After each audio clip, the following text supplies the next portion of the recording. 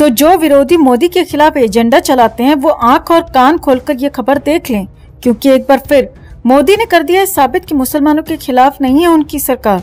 तो इस पर ऐसा क्या कर गए मोदी जिससे साबित होता है कि वो हिंदू मुसलमान वाला भेदभाव नहीं रखते, बल्कि देश की पूरी जनता को एकजुट हिंदुस्तानियों की तरह साथ लेकर चलना चाहते हैं। आपको दिखाते हैं, बताते हैं सब। आप भी इस खबर को ज्यादा से ज्यादा लाइक और शेयर कर अपना प्यार और सपोर्ट दिखाएं और कमेंट में इसे लेकर आप भी अपनी बात, अपनी राय जरूर रखें। चैनल के साथ जुड़कर चैनल को सब्सक्राइब कर हमारी आवाज बने। तो देश की सत्ता संभाल रहे नरेंद्र मोदी के खिलाफ एजेंडा चलाने वालों की कमी नहीं है। इसी देश में राणा अयूब जैसे पत्रकार हैं जो वॉशिंगटन पोस्ट में लेख लिखकर मोदी को मुस्लिम विरोधी बताने में कोई कसर नहीं छोड़ते। तो वहीं इसी देश में ओवैसी जैसे नेता भी हैं जो मोदी को मुस्लिम विरोधी बताने में जुटे रहते हैं। लेकिन मोदी तो ठहरे मोदी, इन विरोधियों की फिक्र नहीं करते। उन्हें जो सही लगता है वही करते हैं। तभी तो एजेंडाबाज उन्हें कितना ही मुस्लिम विरोधी क्यों ना बताएं, भरे मंच पर मोदी पसमानदा मुसलमानों की भलाई की बात भी करते हैं। तो वहीं कश्मीर के रहने वाले गुलाम नबी डार जैसे कलाकार को सम्मान भी देते हैं। इसी गणतंत्र दिवस पर मोदी सरकार ने उन्हें देश के चौथे सबसे बड़े नागरिक सम्मान पद्मश्री से नवाजकर ये बात साबित कर दी है। एक वक्त था जब पद्म सम्मान किसी नेता या सरकार की सिफारिशों पर मिलते थे, लेकिन मोदी सरकार सत्ता में आई तो इस कवायद को ही बदल डाला और अब पद्म सम्मान उसे मिलता है जो उसका सही हकदार होता है। यानी जिसे लगता है वो इस सम्मान के योग्य है, वो खुद ही पद्म पुरस्कार के लिए आवेदन दे सकता है। मोदी सरकार ने पद्म सम्मान देने के तरीकों में जो बड़ा बदलाव किया, उसका असर अब देखने को मिल रहा है। दिल्ली से दूर कश्मीर के किसी कोने में बैठे गुलाम नबी डार को भी उनकी मेहनत का फल मिल रहा है और पद्म सम्मान से सम्मानित किया जा रहा है। इसी साल जब गणतंत्र दिवस के खास मौके पर पद्म सम्मान का ऐलान हुआ तो उसमें एक नाम कश्मीर के गुलाम नबी डार का भी था, जिन्हें मोदी सरकार ने लकड़ी पर बेहतरीन नक्काशी करने के लिए ये सम्मान दिया है। श्रीनगर के सैफीदार इलाके में रहने वाले 72 साल के गुलाम नबी डार बचपन से इस कला से जुड़े हुए हैं और अब तो वो इसमें इतने पारंगत हो गए हैं कि उन्हें मास्टर गुलाम नबी डार कहा जाता है। उनकी वर्षों की मेहनत को जब मोदी सरकार ने देश के चौथे सबसे बड़े नागरिक सम्मान पद्मश्री से नवाजा तो उन्होंने इस खास मौके पर कहा कि इस सम्मान के लिए मुझे बहुत खुशी है, क्योंकि इस कला को सीखने के लिए मैंने बहुत मेहनत की है। बहुत खुशी हुई जब मैंने सुना है, क्योंकि मैंने बहुत मेहनत की है इस क्राफ्ट के पीछे सीखने के लिए।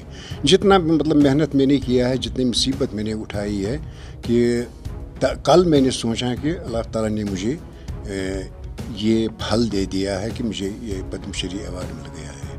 क्योंकि इस फन को सीखने के लिए मैं बहुत कोशिश की है, बहुत कोशिश की है।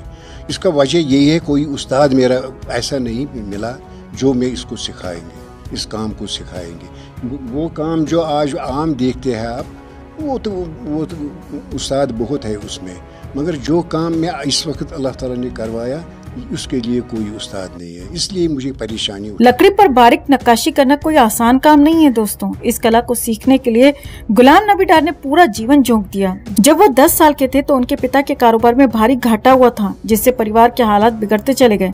यहाँ तक कि स्कूल की फीस भरने के भी पैसे नहीं थे, जिसकी वजह से उन्हें स्कूल से अपना नाम कटवाना पड़ा। गरीबी की वजह से नहीं पढ़ सके गुलाम नबी डार को उनके मामा अपने घर ले गए और उन्हें लकड़ी पर नक्काशी की कला सिखाने लगे। गुलाम नबी डार 5 साल तक ये काम सीखते रहे, लेकिन कुछ खास नहीं कर पाए। लेकिन इसके बावजूद उन्होंने तय कर लिया था कि जिंदगी का गुजारा तो इसी कला के दम पर करना है। एक वक्त तो ऐसा भी आया जब कई कारीगरों के पास गए हों, लेकिन उन्हें ये कहकर लौटा दिया गया कि काम ही नहीं सीख पाएंगे। मगर गुलाम नबी डार ने फिर भी हिम्मत नहीं हारी और आखिरकार उन्हें गुरु मिले टीकू, जिनके दाहिने हाथ में लकवा मार गया था। लेकिन इसके बावजूद गुलाम नबी डार की कहानी सुनकर उन्हें सिखाने का उन्होंने फैसला किया और कागज पर बनी डिजाइन के जरिए उन्हें लकड़ी पर नक्काशी की कला सिखाई। तब जाकर गुलाम नबी डार ने ये नक्काशी की कला सीखी। गुलाम नबी चाहते हैं कि ये कला सीखने में जितनी कठिनाइयों का सामना उन्होंने किया है, उतना और किसी को ना करना पड़े। इसीलिए वो खुद युवाओं को ये कला सिखाना चाहते हैं। सरकारी कलाओं को संरक्षित करने के लिए सरकारी मान्यता और समर्थन बहुत जरूरी होता है। इसीलिए मोदी सरकार ने इस कला को बढ़ावा देने के लिए इसके मास्टर कलाकार गुलाम नबी डार को देश के चौथे सबसे बड़े नागरिक सम्मान पद्मश्री से नवाजा। सरकारी कलाओं को संरक्षित करने के लिए सरकारी मान्यता और समर्थन बहुत जरूरी होता है। इसीलिए मोदी सरकार ने इस कला को बढ़ावा देने के लिए इसके मास्टर कलाकार गुलाम नबी डार को देश के चौथे सबसे बड़े नागरिक सम्मान पद्मश्री से नवाजा। इसी के साथ गुलाम नबी डार को मिला सम्मान उन मोदी विरोधियों के मुंह पर करारा तमाचा भी है, जो दिन रात अपनी पूरी ताकत इसी में खपाते रहते हैं कि कैसे मोदी को मुस्लिम विरोधी साबित किया जा सके। ऐसे लोगों को जिस तरीके से पीएम मोदी अपने काम से जवाब दे रहे हैं, इस पर आपका क्या कहना है? कमेंट में इसे लेकर आप भी अपनी बात, अपनी राय जरूर रखें और वीडियो को ज्यादा से ज्यादा लाइक और शेयर कर अपना प्यार और सपोर्ट भी जरूर दिखाएं।